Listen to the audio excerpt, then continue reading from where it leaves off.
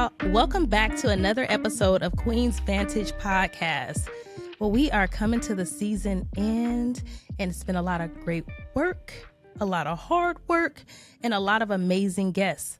But today, I have someone that is very special to me joining us to talk about womanhood, the journey that carries us through, the journey that sometimes takes us off path, and then a journey of self-love that brings us back.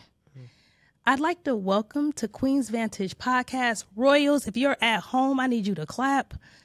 The beautiful Miss Kim Pruitt. Kim, welcome to Queens Vantage podcast. Thank you. Thank you for having me. I am honored. Truly. It's an honor to have you here. Before we get into this, I just like to take a moment to talk about how we met, because I want people to get to know you. But I also want to just express my gratitude to you as a woman in this space. I met Kim at the Wealthy Women's, I think it was their annual gala. Was it their first? I think it might have been their first, okay. Yes. Yeah, their first. And I remember I was walking to the table, I was by myself, and it's not often that when we're in a room with other beautiful Black women that Black women speak to each other. It happens, right? Right. And I remember you said, "Who are you?" And that's because I noticed another chocolate woman. Like and me. What do you do? But it was in such a welcoming way. Yes. It truly was. It was just so genuine and so warm. And I was like, "Hi, how are you?"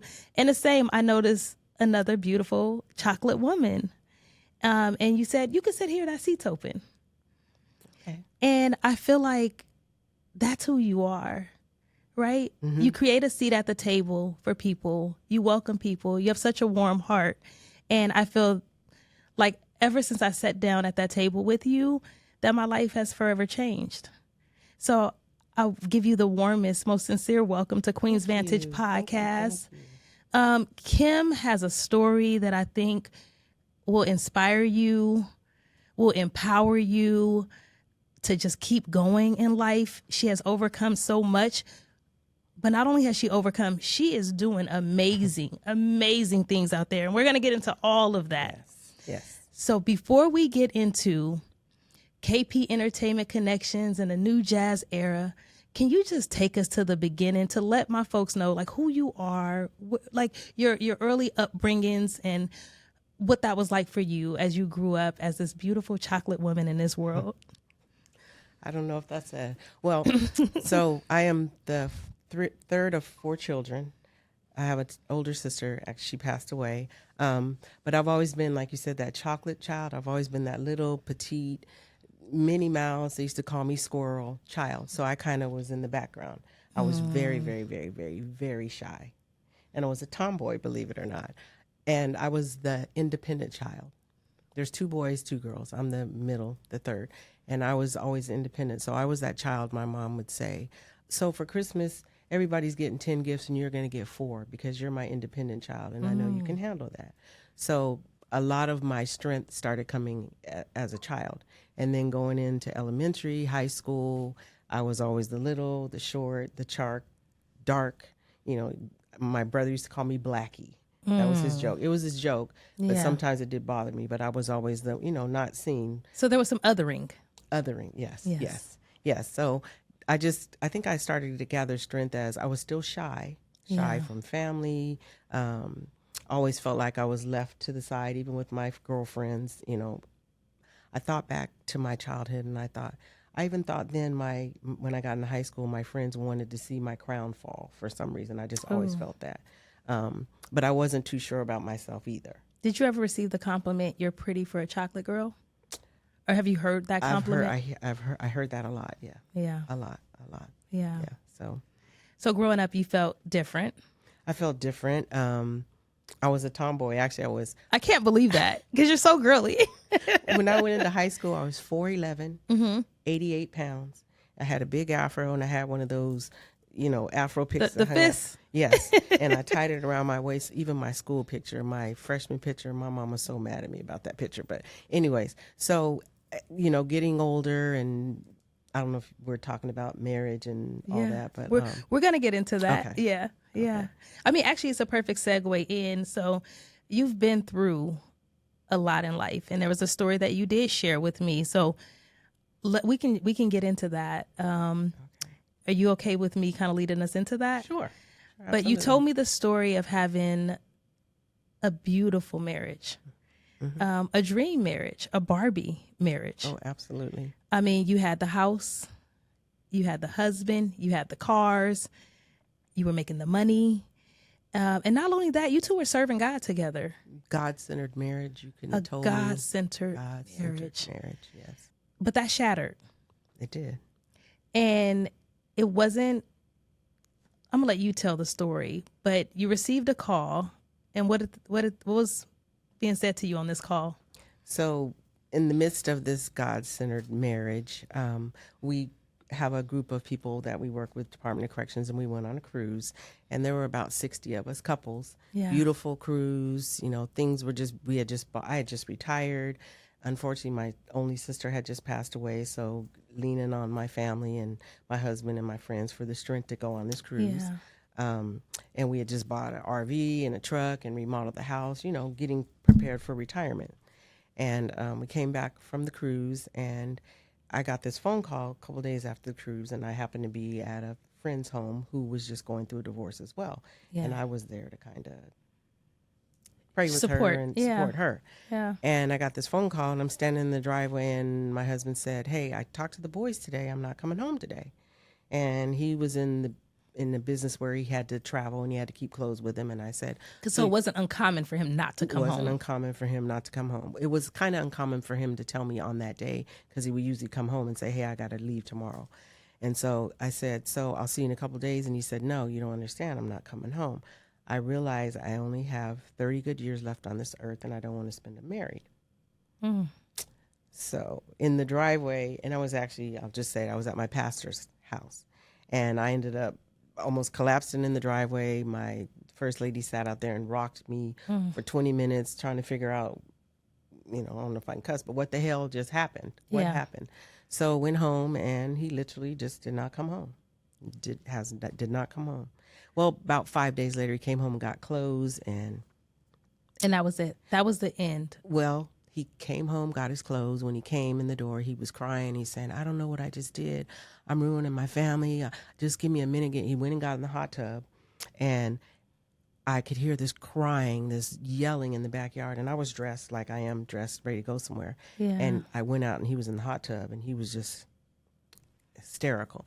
And I got in the hot tub, shoes, clothes, everything. And I'm like, "What's going on?" Hugging him and holding him. He's like, "We need to go to counseling." And I'm like, "For what? I don't even know what's going on." Yeah. So he said, "We're going to go to counseling." We called a counselor, had it all scheduled. We called the kids and told them.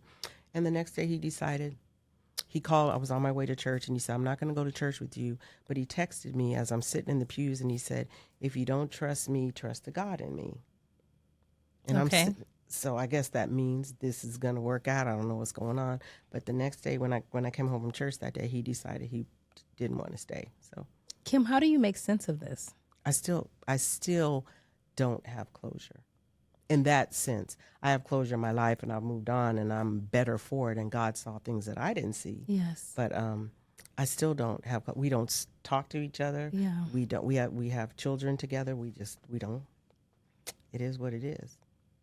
And this was a marriage that you were married for how many years? 23. We were together 27. 23 years. Were there any signs? If you look back, of course there were signs. Yeah. Because he had a rough childhood, a horrible childhood, and I think I tried to nurture him through that. And if I look at some of the signs, I think everything was robotic for him. Mm-hmm. But when I say treated like a queen, treated like he was behind closed doors, in front of people, he was the same. I mean, it was sometimes so much that I was embarrassed for my friends whose husbands didn't treat them the way he treated me. So yeah. Yeah. And which actually for you could be even more traumatic, right? Because I was in a tumultuous marriage, right? So there was ups and downs, day and night, weeks in, months out. But to have this beautiful marriage, have something that every little girl just hopes for, to have her prince, have her king when she grows up. and to have this beautiful life, and then for it just suddenly to be shattered. And there wasn't an argument. There wasn't a discord where you two were at it with each other about little things around the house. It was just, we have a beautiful marriage. We love each other, to this is it for him. We had struggles. I mean, every marriage has struggles. Right. But nothing that warranted you to think that he was going to call you and say, I'm never coming home. Never coming home. No. But of course, he moved in with someone as soon as he said, I'm out. He, already obviously had something prepared. Yeah. But I just need to say this. The one thing that got me through all of this is in our church, we were very prominent in our church, choir, praise dance. He was over the men's ministry. I was over the young girls ministry. And we had decided to come together. I said, let's go to counseling as a couple so we can strengthen who we are in God and in our marriage and our kids. So I did individual, he did individual. And then we wanted to do couples counseling, not because we were having any problems, just to be better people. Yeah. And so mine was with church, and his was with this group, and it was called Every Man's Battle. And every Wednesday he'd have this counseling, and he'd be in his office for 2 hours, and I'm bringing him a coffee, tea, a shot, whatever he wanted, dinner, to make sure he's in here doing his thing. And when it was all said and done, I found out that it was actually a men's group to help men prepare to leave their families, financially, mentally, everything, to do it either just abruptly or to do it in a softer way. So this counseling this whole time was to... So he was already preparing himself for his exit. And I had told him one day, I don't think you're being vulnerable with me anymore. And he showed me after the fact, you want to see me being vulnerable? And he pulled out his planner. Anytime you said, let's talk, let's go in the room, let's whatever, he pulled out his phone. He was a planner. And he opened up his planner and he showed me, he said, this is me being vulnerable. And it said a year ago, this is the day I'm leaving my wife. He had already had it planned in his phone. Oh, my gosh. Yeah. So, Kim, deeper than how do you make peace with this, how do you find forgiveness?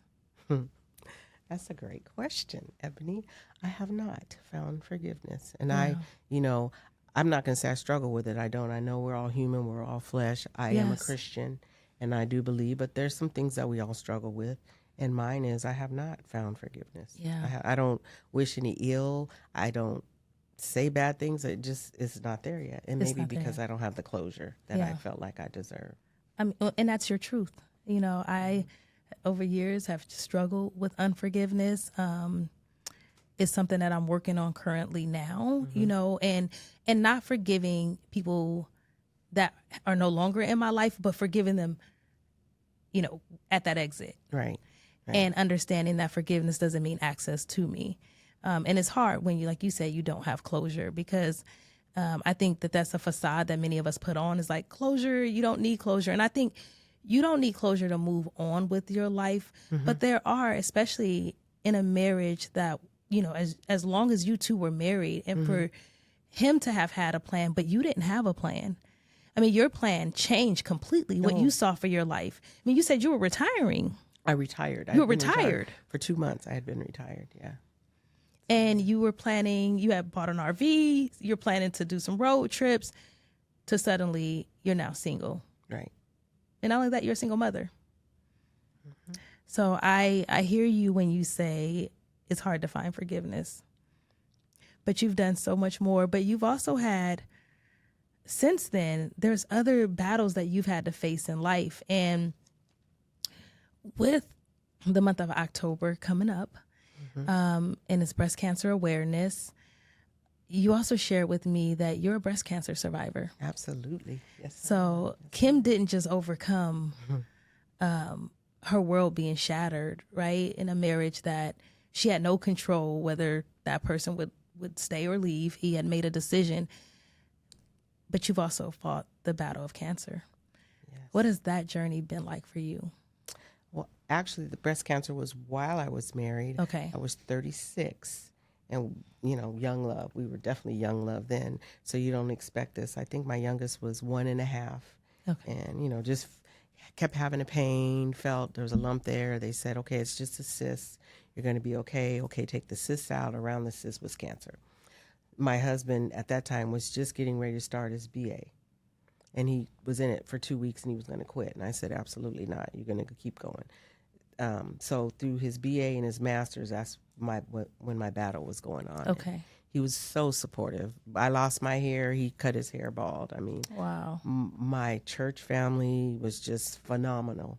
Just my friends. I didn't cook. I didn't have to clean. I didn't have to do anything.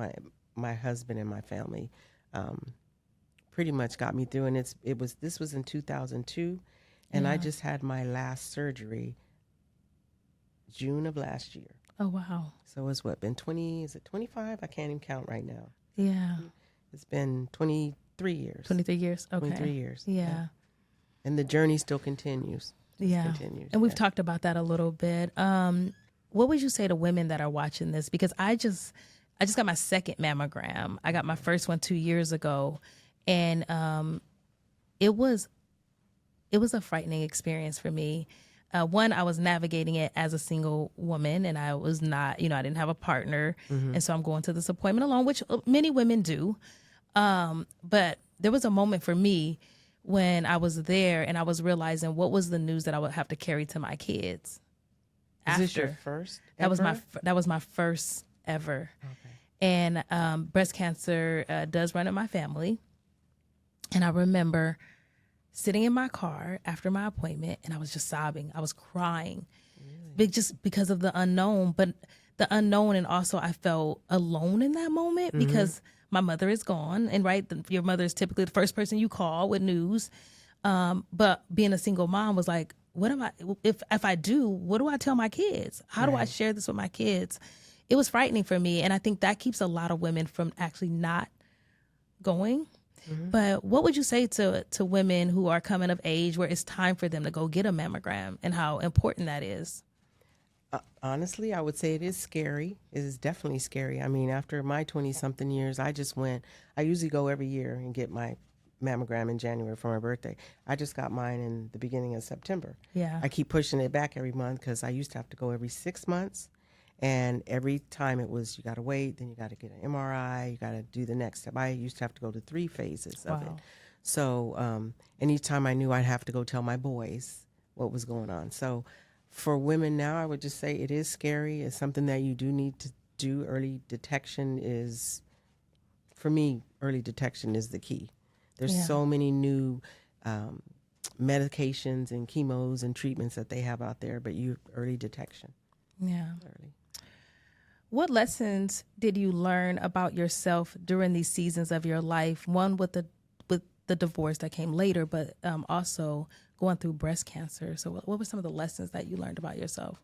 I learned, to me, I am that feisty, my family used to call me the Tasmanian devil. Okay. Because I was very quiet and shy, but if I got crying mad, tearing stuff up. Yeah. So I learned that I am a survivor, and I am a strong woman, and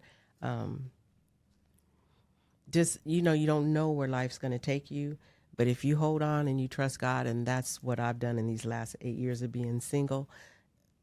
People always say, you don't have any fear, and I'm like, I don't, and I don't worry about stuff. I just don't. It's going to be what it is, and God is going to get you through. That's all I can say. Yeah. And I say that every morning I get up, you got me through again, God. Yeah. You got me through again. Your faith was tested. Oh, a lot. Because my ex ended up having prostate cancer. Oh, wow. And yeah. Yeah. During that time that your faith is being tested, what was your relationship like with God? Right before I discovered I had breast cancer, I was telling God, my life is too good. Too good. And I'm like, there's nothing you won't take me through anything. And I don't feel you, but I see your works. And I'm like, I don't feel you though. So I need you to show me something. And I tell my friend that he showed me. That's powerful. Yeah, he did show me something. Yeah. I mean, there's so much power in the tongue. Oh yeah. Oh yeah, I don't say There's that anymore. so much power in words and what we say, and God he will show us, he will test us. But you've overcome, and it sounds like your relationship with God has strengthened over time. It has.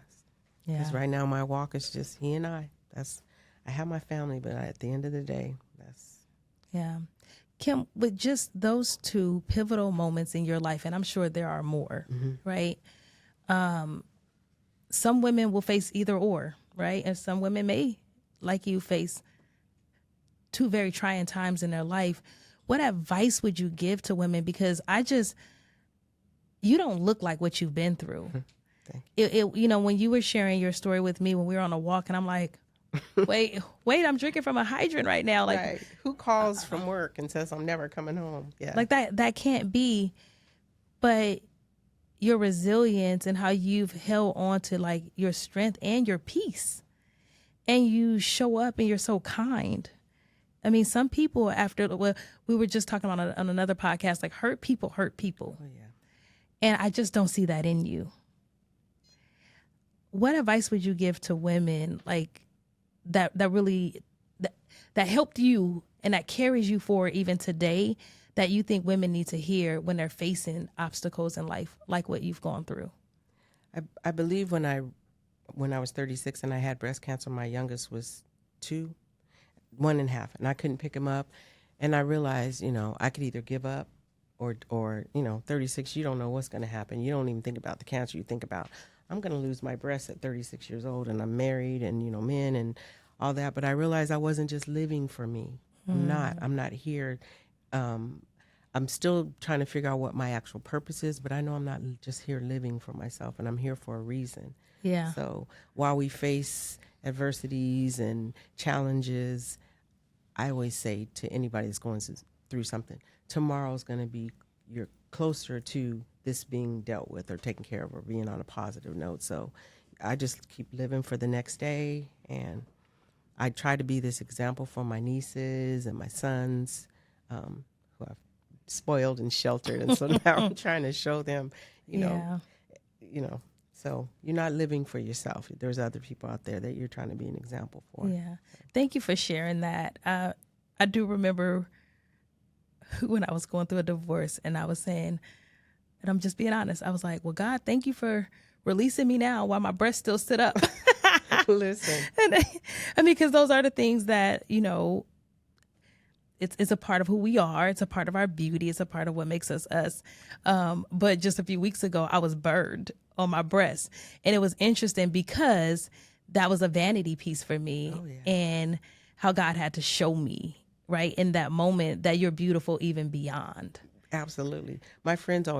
Some of my friends say, yeah, you have on that top and you're showing cleavage, or your boobs are perky and mine aren't. I'm like, listen, I had to lose one to get two good ones. Right. I always joke about that. I had to get two good ones. Yeah. And I've had 16 surgeries up until today. Oh, wow. 16 surgeries. 16. Yeah. And it's so often people see, they see the glamour and the glitz, right? The beauty, and you are beautiful, but they don't understand the journey, right? And some of them know about your surgery. I'm sure all of them know about your surgery, but they don't understand what you had to go through, that your body had to be tried and cut and heal and hurt and bald. Yes. And yeah, all of it. To be this beautiful human being. And I think it's in part because of who you are on the inside. And God will show us that. God will show us that. He does. Absolutely. So now that we've got through some of your trying times, let's talk about what you got going on right now. Congratulations to the start of something new and exciting in the Bay Area. Kim is the owner of KP Entertainment Connections and the New Jazz Era. Yeah. And I love music. And I think just through my connection with you, through KP Entertainment Connections, I'm learning that I'm even more connected to live music. So I've been going out, but you are embarking on something very special, right here in the Bay Area. And I'm hoping that you can tell the Royals a bit more about KP Entertainment Connections and the New Jazz Era. So KP Entertainment Connections is something that found me. I was not looking for KP Entertainment Connections. I was actually in a sort of relationship helping someone do a podcast, actually. But I realized that I was making the connections with the artists and the venue and the limo and the makeup artist. And I'm thinking, okay, I could probably do this on my own. So I ventured out and started just helping artists find a venue.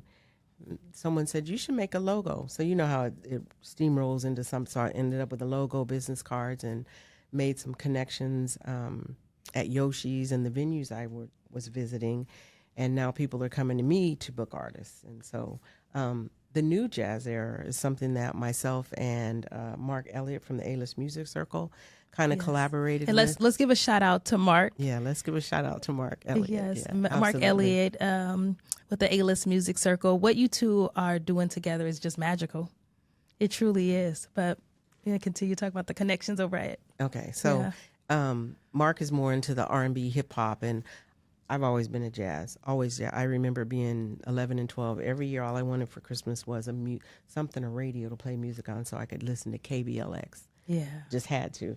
And music is like when I wake up in the morning, it comes on all my TVs. I got YouTube on one, Apple Music on another.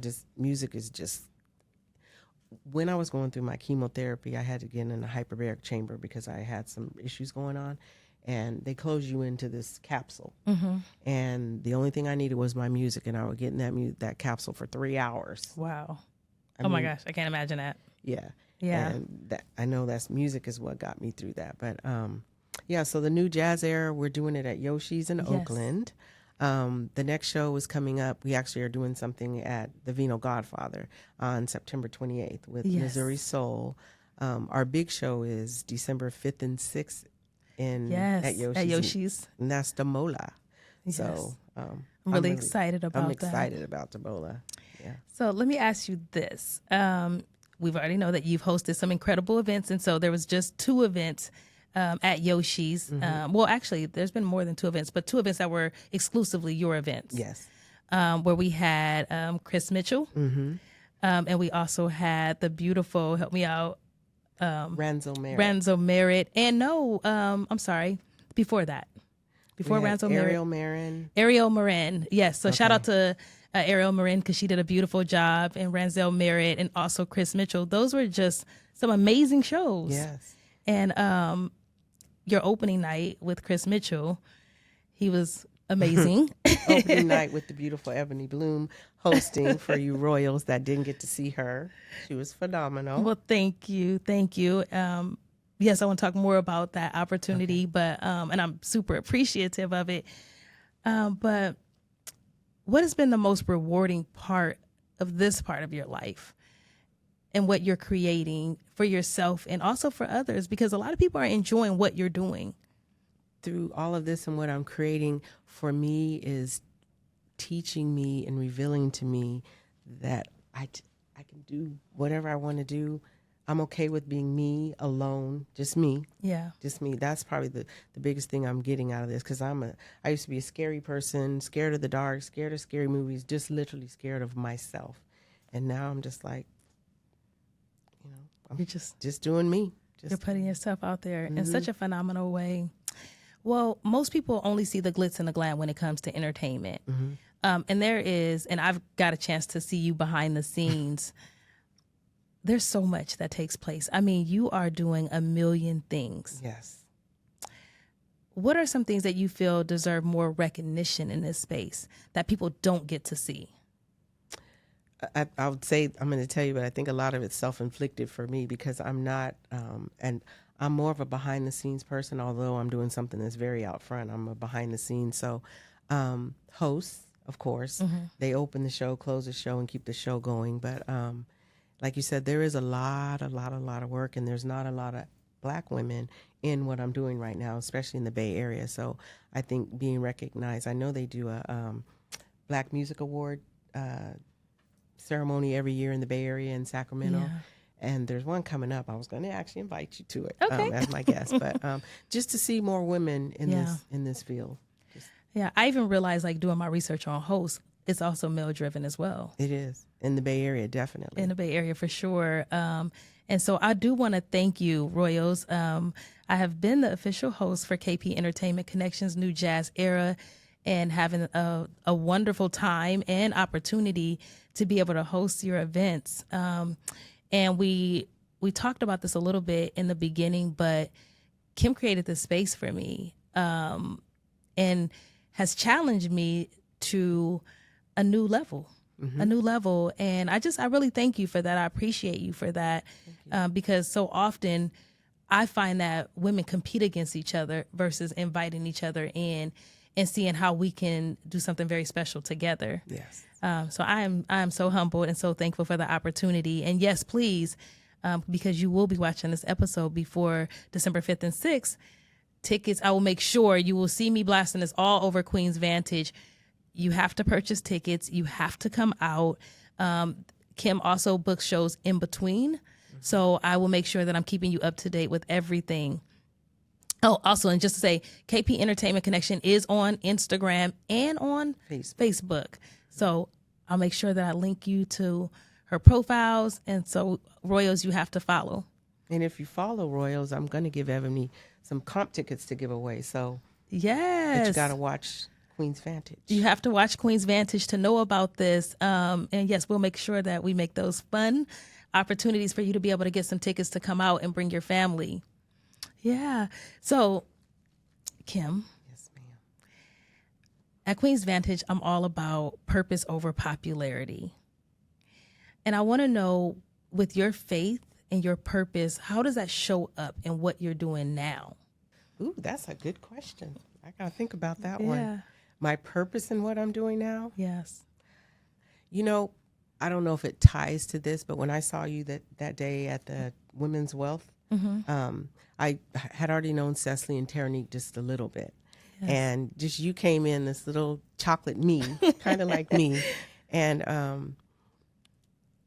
I don't know, I just felt like there was something that I could give to you. And I tell Cecily all the time, there's something I feel I can give to you young ladies. And I'll say this, I consider myself a mother figure to all of you guys. And so I felt like there was something that I could share and give. And I'm still on that journey of learning what KP Entertainment Connections is. But I just feel like there was something I could give to you guys and a mentor or because I'm so very proud of you guys. I am. Oh, thank really you. am. And shout out to Cecily, Cece, and Terranique with the Wealthy Women's Network. You will be seeing them on Queen's Vantage podcast. Eventually, they will be coming to sit down with the Queen. But yeah, shout out to the beautiful work that they're doing in the community, but also for you, Kim, as a mentor, and we welcome the mother figure, because my earthly mother is not here, so it's always just refreshing to have another beautiful Black woman that takes kind of that earthly form for us, that we can look up to, but also that can guide us, because you've been through some things, you've overcome. Yes. And I don't have a biological daughter. And so, all the girly things and the mother things and all that. I have a foster daughter. Yeah. But we're not, we don't really communicate that much. But so I see all you young women and I'm like, I know this is my purpose. And that was my ministry at my church. I was over the Angelic Disciples, which was a young women's ministry. And I was thriving when that ministry was going on. But, after my divorce, I kind of I couldn't focus on anything. But I'm back. I love that. Well, one of the things that I said I love about you is like this peace that you have inside of you.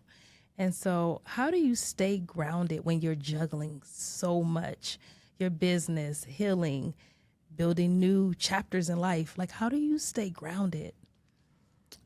For me, I think I stay grounded because I'm able to say what I need to say if something's bothering me. I just get it. If it's a friend, a family, just being you and not being afraid to be you. And I think I've said it earlier today. Sometimes I feel like people are looking for my crown to fall off again. Not for me to drop it, but to fall off again. And I don't know. Like I say, I have this purpose. I'm not really sure what it is, but I know it's for young women, to help young women. So just being grounded in who you are and being grounded in your faith. I don't know. I just have that. There's a woman on Instagram, and she was just on Drew Barrymore, and her whole mantra is, we don't give a damn anymore. She's in menopause. She's going through menopause. And at a certain age, you love who you are, and you don't care if people don't love who you are. And that's where I'm at. I'm just me. Yeah. I remember when I turned 30 and I said I was getting to know myself. Right. At 31, that's when I felt this new sense of self. And I remember saying to you, and I said, but at 40, I'm like, I know who I am. And you were like, girl, just keep living. Keep living. You don't know who you are yet. Yeah. Because you're going to face these challenges in life. I don't know what they're going to be. And at, I don't even want to say at 63, That's how old I am. You will know who you are and what you want. Like 63 where? 63. All of 63. I remember I was taking when I was studying psychology, and I had a professor was talking about just different phrases and sayings that we have, and he used "black don't crack," and I yelled out, "Well, it don't," and he's like, "You're perpetuating the stereotypes," but it's true. It's true. It's true. It's Black true. don't crack. I mean, you absolutely do not look 63. Thank you. Or let me say this. If this is what 63 is, then God be it, may I look the same way. And you will. You will. So, Absolutely. so let's look ahead. 5 to 10 years from now, what kind of legacy do you hope for KP Entertainment Connections and the New Jazz Era? Ooh. That's a big, powerful question. Because again, I didn't choose this; it chose me. But now that it's steamrolling forward, I'm looking to have a venue. My brother and I have talked about possibly purchasing a venue and starting, bigger than Yoshi's and creating the New Jazz Era, not just in the Bay Area, but all over. So as far as a legacy, believe it or not, I am the matriarch of my family. Yes. I lost my mother 2 years ago, and I had an older sister I lost, in 2018. And so I'm the matriarch. Wow. And then after me are my two nieces, and they're 33 and 36. Wow. So I have to carry this torch for them. But, I'm not digging at them, but they're a lot younger. And right now their focus is not being a matriarch. Of course not. Why would they? Yeah. Everything I say is, you're bossy, you're this, you're that. And I'm like, no, I'm trying to teach you, because they have daughters. And so my legacy, I'm trying to teach them that there is going to be a legacy. Like, I have a lot of my mom's things, and I want to pass them down, but they're just not interested. It wasn't until my 40s where just recently when I started thinking about legacy. Yeah. Like, I knew I always wanted to build generational wealth for my children. But when I started thinking about like legacy, like what I'm leaving behind, what my life means and how it impacts those that come after me, I had just started thinking about that.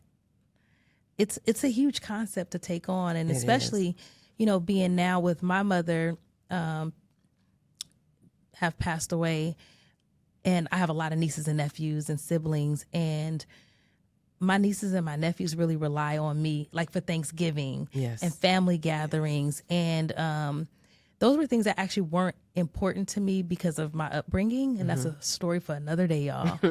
But I'm realizing like how important it is now for me to like leave those memories and those moments behind for like all of them. And so now, like this Thanksgiving, I have an itinerary planned. Oh, like, good. I mean, we have 4 days of just family time and fun. Like, they're going to show up at my house in matching pajamas, but things that I didn't think about before because I was kind of thrusted into that matriarch role. You got to create those family memories. You do. Yeah. You do. And so it's a huge concept. So hopefully you will be here a very long time and your nieces won't have to think about that. Absolutely. So absolutely. Yeah. So, we've talked about this a bit more, like advice that you would give to women, but I think that your resiliency is just something that just speaks volumes. And there are a lot of women. I think probably 60% of my listeners are women. And I'm just hoping that you can give a message to them about resiliency. If you could just leave that like kind of like that legacy message to women, of how you've overcome so much, but like here you are, and now you're creating.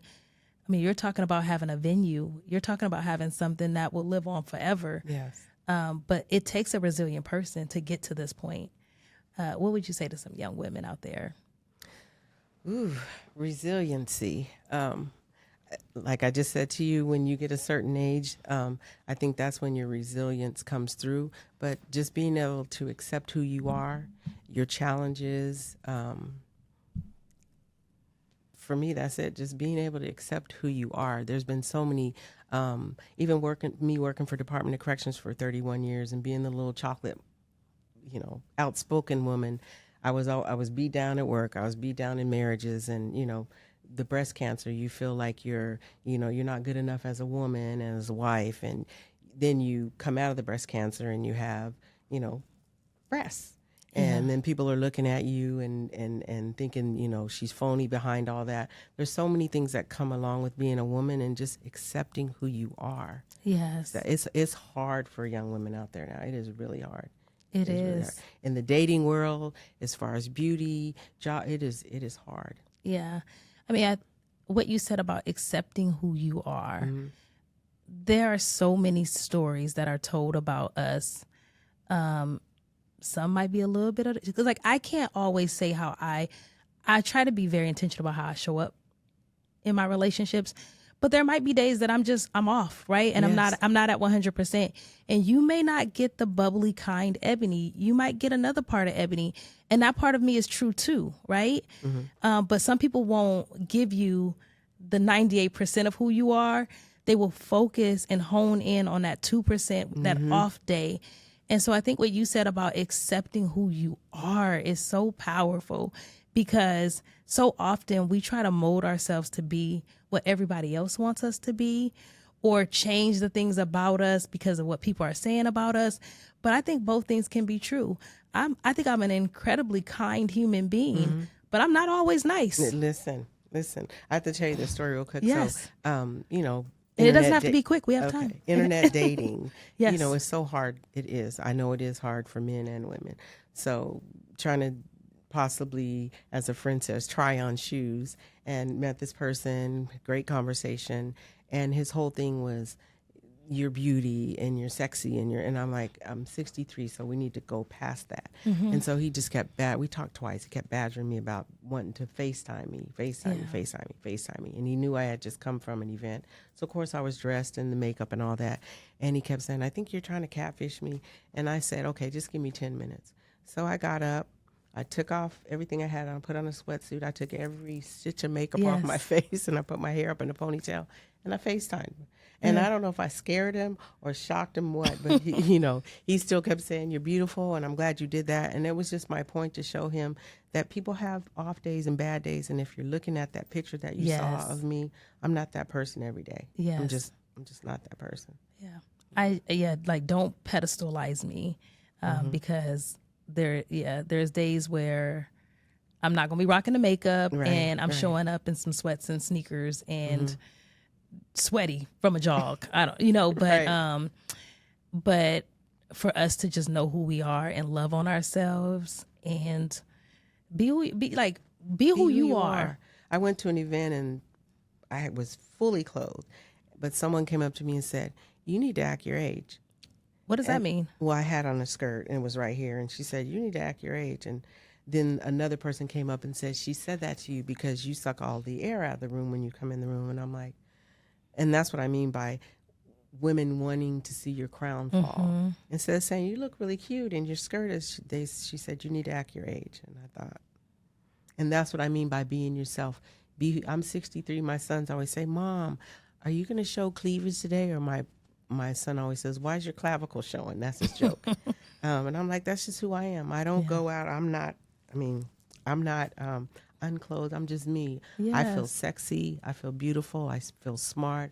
I feel like I'm, who I've grown into be. And you're doing it for yourself. I think that is like a huge misconception about women, that we get dressed for men, or that we're getting dressed to impress men. We get dressed for ourselves. And I think others need to work on their own insecurities, right? Like work on you, love you, because I feel like if you're watering your grass and, you're maintaining your side of the lawn and you're admiring the beauty in what you're creating, you have no interest in tearing another woman down or telling a woman. I get the whole, like my son, I just told him yesterday, I was like, oh, I'm going on a date. And he's like, what time? Where are you going and who are you going with? And he's going to know all of it because he has my location. But, so it's different for sons because they're like, okay, Mom. And sometimes I come in the house and I feel good. I tell my kids, why you didn't tell your mother that I was a snack, the whole meal, the dessert, and the drink? And they just laugh at me. But with sons it's different. But for women, let's do better at loving ourselves, because when we love ourselves, then we can start to love others. And if you're a woman who loves to give harsh advice to other women, it's a you issue. You got to work on that. That is a you issue. And honey, today we're going to help tilt your crown. Right. Yes. Right, absolutely. Yes.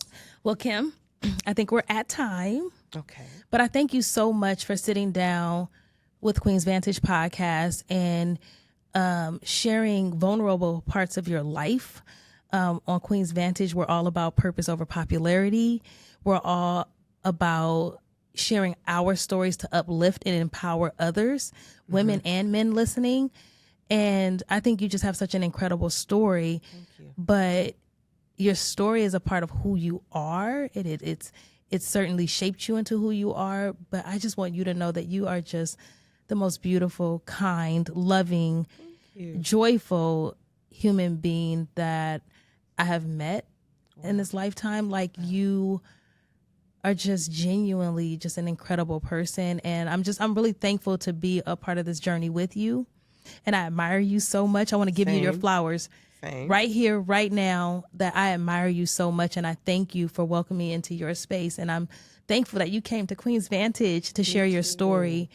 Listen, y'all, this won't be the first or the last time that you're hearing from Kim Pruitt. I want you all to be looking out for KP Entertainment Connections. Be checking out the new Jazz Era. I will make sure that I am posting the events, the upcoming events. As the host, I want you to come out, cheer us on, celebrate us. We want to celebrate with you. As Kim said, there's some comp tickets, and we want to have you all come out and catch a show. Kim, do you want to give out any shout outs to anybody today? First of all, I want to give a shout out to you, Miss Queen, and thank you. I admire you as well. And I only say this to one other person, and they know who they are. I got you as long as you got me. Yes, I do. There's something in you I see, and I know your royals see it. And I just want to tell you how proud I am of you. Thank you I am so much. very proud of you. So thank you so much. Well, Kim shared a couple times on here that people had been hoping to see her crown tilt. And as you all know, I end every episode with the crown may tilt, but it'll never fall off. Absolutely not.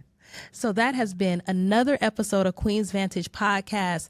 Listen, I want you to stay connected with us. Go subscribe to us on YouTube. Follow us on Instagram. We're also on Facebook. Stay connected with us. We want to keep you updated with what we have going on. We love you, and we'll see you next time.